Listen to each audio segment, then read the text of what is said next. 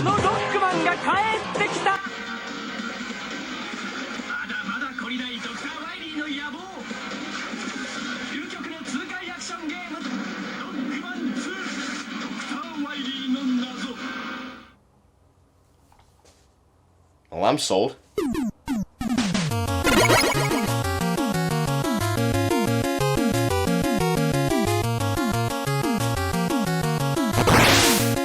I'm in front of the consoles again, so it must be time for more Retro Rampage. And there's one game I've been meaning to go back to for a very long time.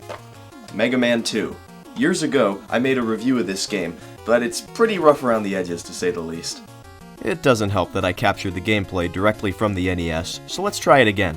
Mega Man 2 is considered by many to be one of the greatest 8-bit games of all time, and the best entry in the Mega Man Classic series. So let's find out if the game deserves the hype.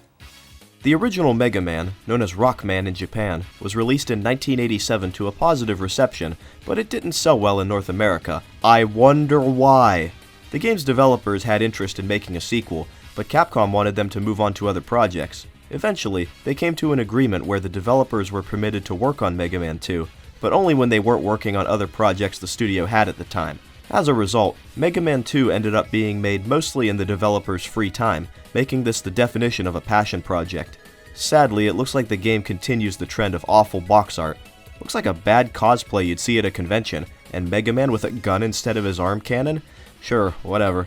And don't get me started on the European cover art. Looks like the Tin Man from The Wizard of Oz had a promising career after production on the film wrapped. That's alright, I guess. Okay, I know that there have always been translation errors with these earlier NES games, but it looks like Dr. Wily used to rule the entire universe. I don't remember that from Mega Man 1. Okay, but seriously though, let's get to the game and shed some light on the real story. After his crushing defeat at the hands of Mega Man, Dr. Wily is back with a vengeance. He has created 8 of his own robots to challenge Mega Man, so Dr. Light sends out Mega Man to take them all down and bring Wily to justice. From the top of this skyscraper, Mega Man accepts his mission and the adventure begins. Well, I guess that's why he's up there, since the game doesn't give him any reason to be there. Sure does look cool, though. Right away, we can see a huge improvement over the first game. A difficulty select. Difficult is the original difficulty in the Japanese version, while normal was added for the North American release. It pretty much makes your weapons more powerful and is a great choice for new players. Mega Man 2 also adds a password function. After each stage, you're given a password, so you don't have to beat the game in one sitting. And here we are at the famous Robot Master Select screen.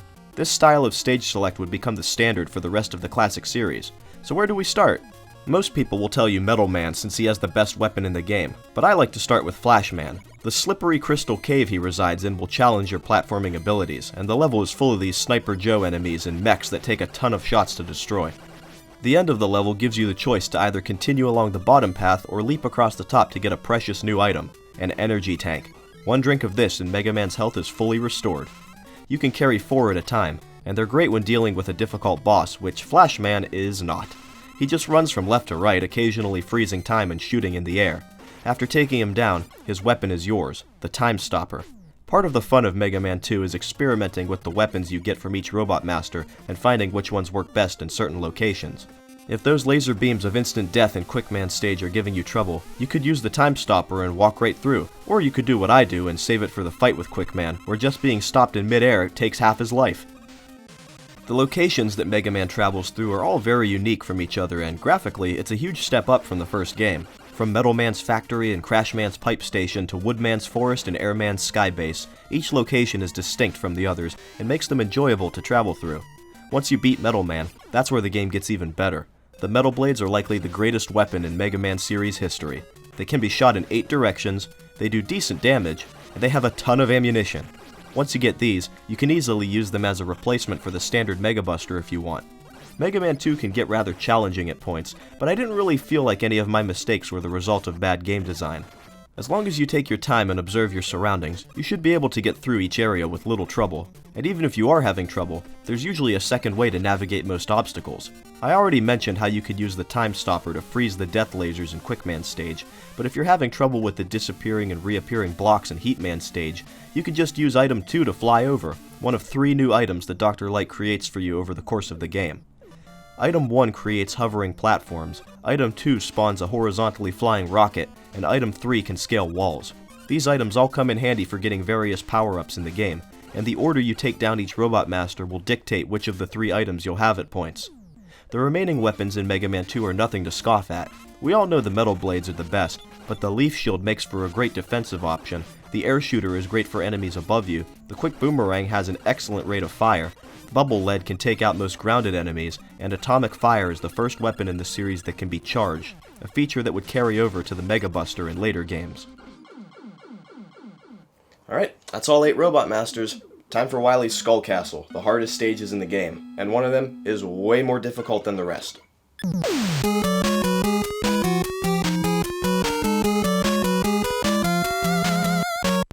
Navigating through the Skull Castle will test your platforming skills and your use of each special weapon. The stages are very challenging, although not what I'd call cheap. Every time I make a mistake, I usually feel like it's my fault. One of the only exceptions to this is the fight with the Mecha Dragon at the end of Wily Stage 1. Real quick, there's a lot of flashing screens coming up, so if you suffer from epilepsy, skip to this time marker right now. You ready? Okay, let's go. When fighting the Mecha Dragon, you have to jump across these small blocks, and the actual fight takes place on 3 of them. Not only do the dragon's fireballs have the worst knockback I've ever seen, but every hit causes the screen to flash and sprites to flicker. In fact, this is an issue throughout the entire game, like here in Metal Man's stage.